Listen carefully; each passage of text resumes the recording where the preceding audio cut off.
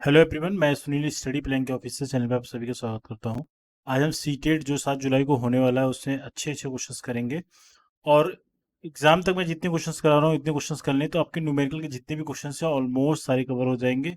और ये जितने भी क्वेश्चंस कराए जाएंगे मोस्ट प्रोबेबल क्वेश्चंस। ये क्वेश्चन देखो आप, ये क्वेश्चन 2021 में आया है और ये क्वेश्चन हर एक साल आता है। ये क्वेश्चन दो तरीके से आते हैं। मैंने एक इसके पहले का जो वीडियो बनाया था उसमें आपको डायग्राम की हेल्प से क्वेश्चन करना था। ये फॉर्मूला वाला क्वेश्चन मैंने आपसे बोला था कि मैं नेक्स्ट वीडियो में फॉर्मूला क्वेश्चन कवर कर दूंगा। ठीक है, तो इस क्वेश्चन में देखो आप, इसमें बेसिकली करना क्या है। इससे अगर आप बेसिकली देखेंगे इसमें जो जो चीज़ें दी हैं पहले वो लिख लो। ठीक है, तो इसमें आपको मैंने आपको एक फार्मूला बताया था, मैं आपको यहाँ बता भी देता हूँ। इसके पहले अगर जो मैंने फार्मूला बताया था अगर आपको वो ना पता हो तो वो आप लिख सकते हैं। ठीक है, F+V बराबर होता है E+2। ठीक, ये एक फार्मूला होता है। और ये फॉर्मूले वाले बेस पे क्वेश्चन अगर आएगा तो आएगा, नहीं तो ये डायग्राम के बेस पे आता है जिसमें आपको डायग्राम बना के उसके वर्टेक्स, एज, किनारे और फेस का मतलब फलक काउंट करके क्वेश्चन सॉल्व करना होता है। ठीक है, अब देखो आप, यहाँ पे एफ का मतलब होता है फलक जिसको फेस बोलते हैं। ठीक है, वी फॉर वर्टेक्स, वर्टेक्स का मतलब होता है शीर्ष। ठीक है, हिंदी वाले भी इस चीज़ को लिख लेंगे। वर्टेक्स हो गया। ई फॉर एज होता है, एज का मतलब होता है किनारा। तो मैंने एक इसके लिए एक वीडियो अलग से बनाया है। अगर जिसको इसमें डाउट रहेगा तो वो जाके वीडियो देख लेगा। आई थिंक 10 या 5 मिनट का वीडियो है। ठीक है, तो इस चीज़ को सॉल्व करते हैं। तो इस क्वेश्चन में क्या क्या दे के रखा है। 7 फेसेस का मतलब एफ की वैल्यू कितनी दे के रखी है, 7 दे के रखी है तो लिख लिया। और वर्टाइसिस 10 दे के रखे तो वी फॉर 10 लिख लिया। आपसे एज पूछी जा रही है इस क्वेश्चन, तो ई फॉर एज होता है, तो एज की वैल्यू निकालनी है। बस कुछ करना नहीं, इसको सॉल्व कर लेना है। अगर आप यहाँ पे देखो ना तो इसमें अगर डेटा फीडिंग किया जाए, एफ की वैल्यू 7 है तो 7 रख दिया, 7 प्लस वी की वैल्यू 10 है, इज इक्वल्स टू E+2 कर दिया। ठीक है, 10 और 7 17 हो जाएगा, 17 इधर हो जाएगा इस साइड में और 2 को प्लस इस साइड लेके आओगे तो -2 हो जाएगा। ई बराबर 17 - 2 हो जाएगा, जो कि सॉल्व करोगे तो 15 आ जाएगा। जो ई की जो वैल्यू आ गई इस क्वेश्चन में कितना आ गया, 17 - 2 दैट इज 15। तो ऑप्शन नंबर आपको कौन सा मैच कर रहा है, तो ऑप्शन नंबर फर्स्ट मैच कर रहा है। ये बहुत इंपॉर्टेंट क्वेश्चन है, एग्जाम में आप समझ लो कि ये रखा क्वेश्चन है, पेपर में हमेशा आता है। ठीक है, नेक्स्ट क्वेश्चन देखिए। ये बहुभुज के ऊपर बेस्ड क्वेश्चन होता है, ये फॉर्मूला बेस्ड क्वेश्चन होता है। इसके लिए भी मैंने एक पर्टिकुलर एक वीडियो बनाया है, चाहे तो जाकर आप वहां से देख सकते हैं। इसमें देखिए एक बहुभुज है जिससे भुजाओं की संख्या 6 दे के रखा है, तो एन की वैल्यू आप 6 लिख लोगे। ठीक है, आपके इसमें अंतःकोणों का योगफल बताया है। तो एक चीज याद रख लो, अंतःकोणों का जो योगफल होता है इसके लिए जो फॉर्मूला होता है 2n - 4 इंटू क्या होता है 90 होता है। 2n - 4 इंटू 2n - 4 इंटू क्या हो जाएगा 90 डिग्री। तो ये होता है अंतःकोणों का योगफल निकालने के लिए ये फॉर्मूला है। ठीक है, तो एन की वैल्यू हमें ऑलरेडी पता है, तो एन की वैल्यू जो आप रखोगे 6, तो यहाँ पे रख दिया -4 इंटू करोगे 90 डिग्री। ठीक है, और 6 दूनी के 12, 12 में से 4 निकालोगे तो 8 हो जाएगा। 8 से जब गुना करोगे 90 से तो ये वैल्यू कितनी आ जाएगी, 720 डिग्री। तो ये आप जान लो ये क्वेश्चन फॉर्मूला बेस होता है और इस पे क्वेश्चन एग्जाम में प्रेजेंट टाइम में बहुत सारे क्वेश्चन देखने को हर एक साल एक क्वेश्चन आप मान के चलो कि एग्जाम में आता है। ठीक है, तो इसमें एक होता है अंतःकोणों का योगफल और विकर्णों की संख्या निकालने में क्वेश्चन पेपर में काफी देखने को मिले हैं, तो इस चीज को भी आप ध्यान रखिए। क्वेश्चन नंबर 3, ये क्वेश्चन भी पेपर में काफी देखने को मिलता है। इस क्वेश्चन में फिगर बेस्ड भी क्वेश्चंस आते हैं और ऐसे भी क्वेश्चन पेपर में रेगुलर आए हैं। ये 2021 का क्वेश्चन है, तो ये ऑलमोस्ट पेपर में ऐसे क्वेश्चन पूछे जाते हैं। फ्रैक्शन का एक प्रॉपर क्वेश्चन पेपर में आता ही आता है। ठीक है, तो ये क्वेश्चन देखो, ये क्वेश्चन करना काफ़ी आसान होता है। इसको जो जैसा लिखा है पहले ABCD के फॉर्म में लिखा है, तो हम क्या कर लेते हैं, हमें इसमें बढ़ते हुए क्रम में असेंडिंग ऑर्डर या डिसेंडिंग ऑर्डर में घटते हुए क्रम में लिखना है। जैसा भी दिया है उसको देखते हैं। तो क्या कर लेते हैं, पहले जो वैल्यू लिखा है डेटा उसको लिख लेते हैं। 11/13 लिखा है तो 11/13 लिख लिया। और उसके बाद 13/14 लिखा है तो उसको लिख लिया। और 15/17 लिखा है तो उसको लिख लिया। जो कितना आसान होता है इसको करना, ज़्यादा आसान होता है। इसमें क्या करो, इनका डिफरेंस चेक करो कितना है। ये 2 का डिफरेंस, यहाँ पे डिफरेंस चेक करो 1 का डिफरेंस है। यहाँ पे डिफरेंस चेक करो 15 और 17 है, तो यहाँ पे डिफरेंस 1 का है, 2 का है। ठीक है, अगर आपने इतना काम कर लिया तो इस क्वेश्चन में अब क्या करना की जरूरत है, अब आपको इसमें डिफरेंस को मेंटेन करना है, इक्वल कर लेना है। तो यहाँ पे डिफरेंस 2 का है तो इसमें कुछ करने की जरूरत नहीं है। यहाँ पे डिफरेंस 1 का, तो यहाँ पे 2 से गुना कर दोगे तो ये 2 का डिफरेंस हो जाएगा। यहाँ पे 2 है तो 2 का है। अगर आपने सेकंड वाले में 2 से गुना किया तो इसके ऊपर वाले में अंश में भी 2 से गुना कर देंगे तो 26 बन जाएगा। ठीक है, अब जिसका अंश सबसे बड़ा होगा वो सबसे बड़ा भिन्न होगा, और जिसका अंश सबसे छोटा होगा वो सबसे छोटी वाली वैल्यू होगी। तो 26 इसका आ रहा है, तो 26 ये सबसे बड़ा मान होगा। ये 13/14 सबसे बड़ा हो जाएगा। तो कहाँ सबसे बड़ा दिखाई पड़ रहा है? 13/14 इस वाले पहले ऑप्शन में देखिए सबसे बड़ा दिखाई पड़ रहा है। ये ऑप्शन तो नहीं होने वाला है, ये भी ऑप्शन नहीं होने वाला है, ये ऑप्शन भी नहीं होना है। तो अब इसको अपने हिसाब से क्रम में व्यवस्थित कर लो। 11 सबसे छोटा, 11/13 सबसे छोटा होगा, तो सबसे लास्ट में इसको लगा दो।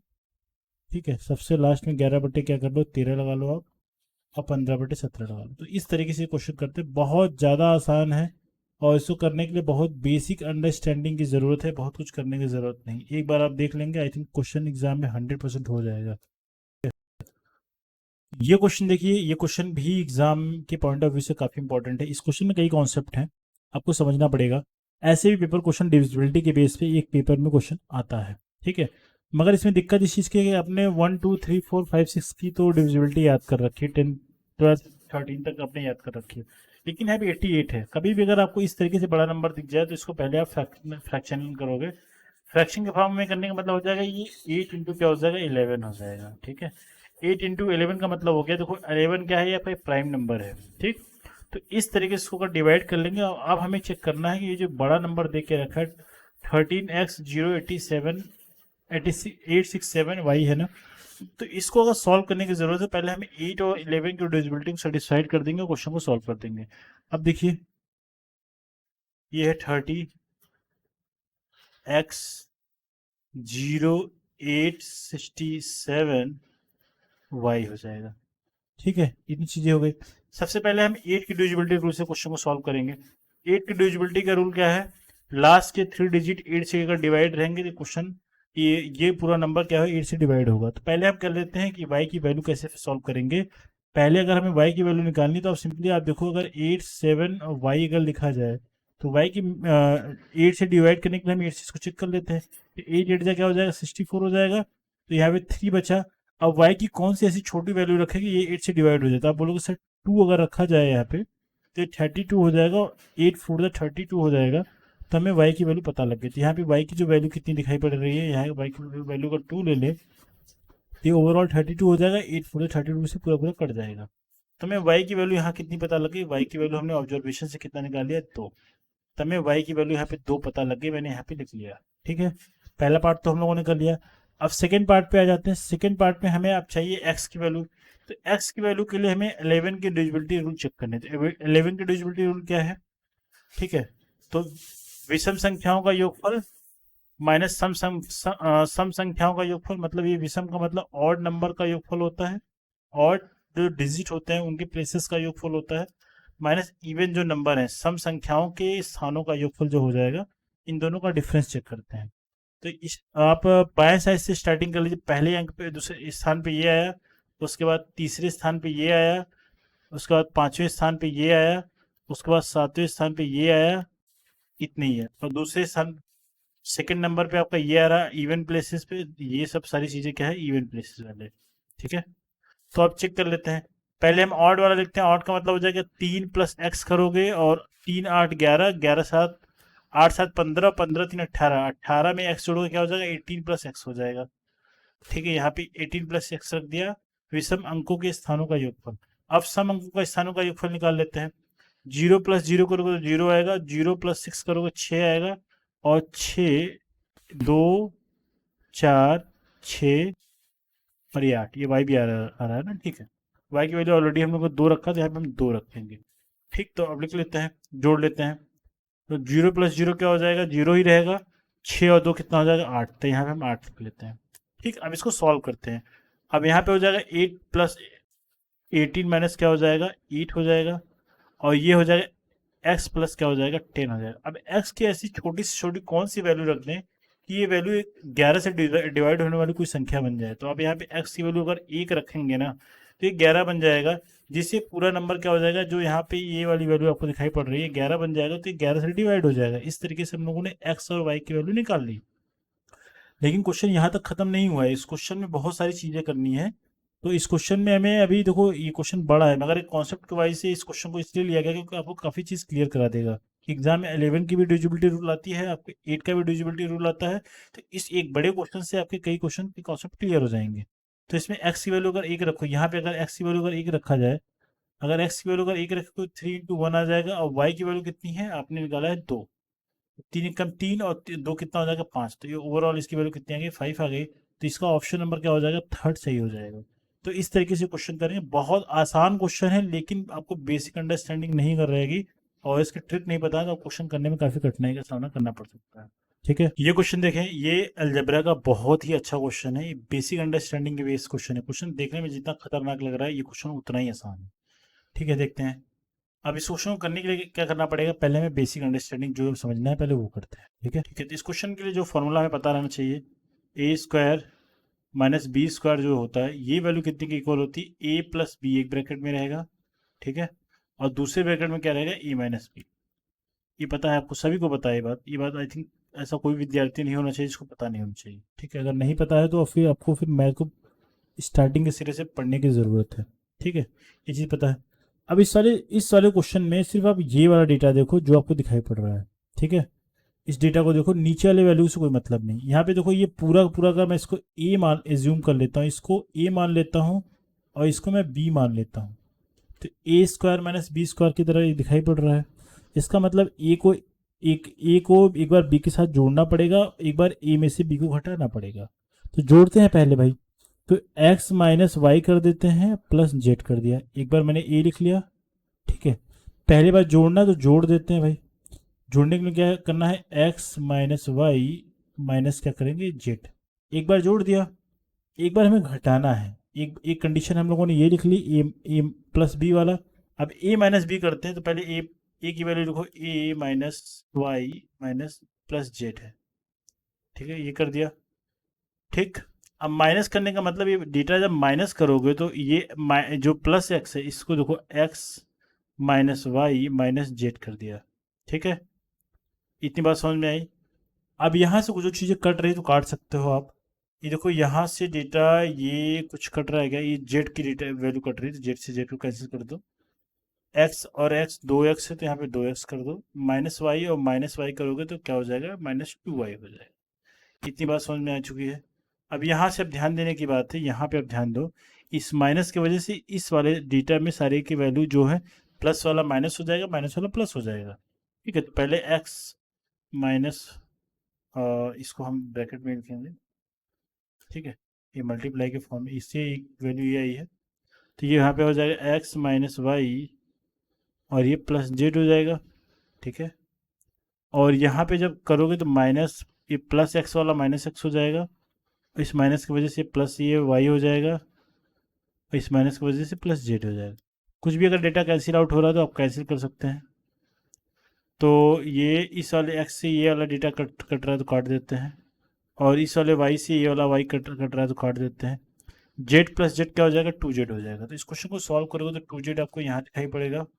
ठीक है, और यहाँ पे क्या बचेगा, चाहो तो 2 कॉमन ले लो, तो यहाँ पे 2 जब कॉमन ले लो तो ये देखो 2 मैंने कॉमन ले लिया इस वाले इक्वेशन में से, तो x - y हो चुका। तो ठीक है, जहाँ पे भी अगर x - y दिख रहा है तो इस वाले ऑप्शन में निगाह लगाओ, बाकी चीज़ छोड़ दो। तो इसको हम लिख सकते हैं 4 times z into x - y लिख सकते हैं, ऐसा लिखा जा सकता है। ठीक है, तो ये अब जो भी ऑप्शन मैच करे उससे मैच कराने की कोशिश करते हैं।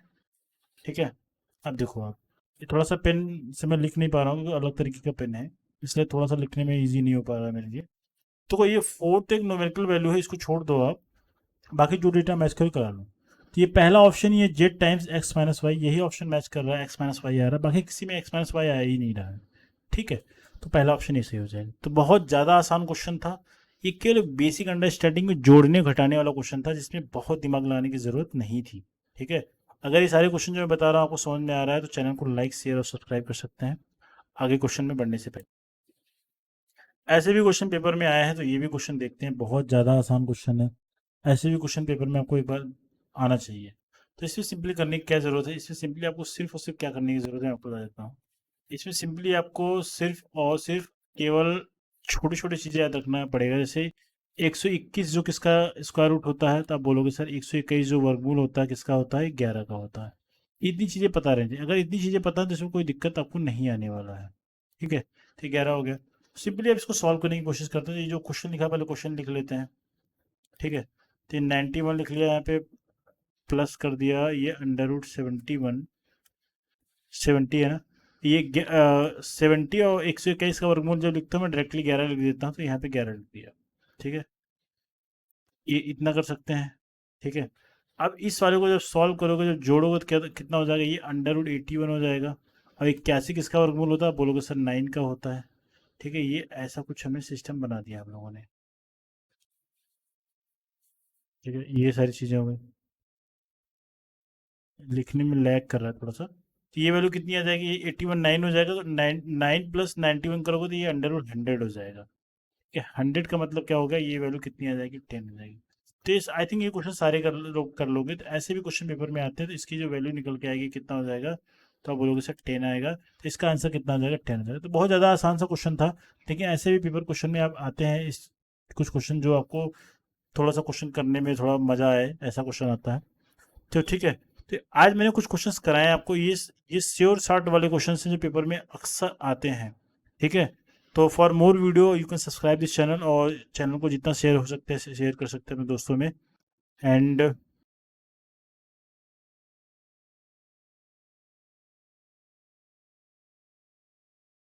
नेक्स्ट वीडियो में तब तक मिलते हैं। Thank you so much and very best of luck for your job. Thank you.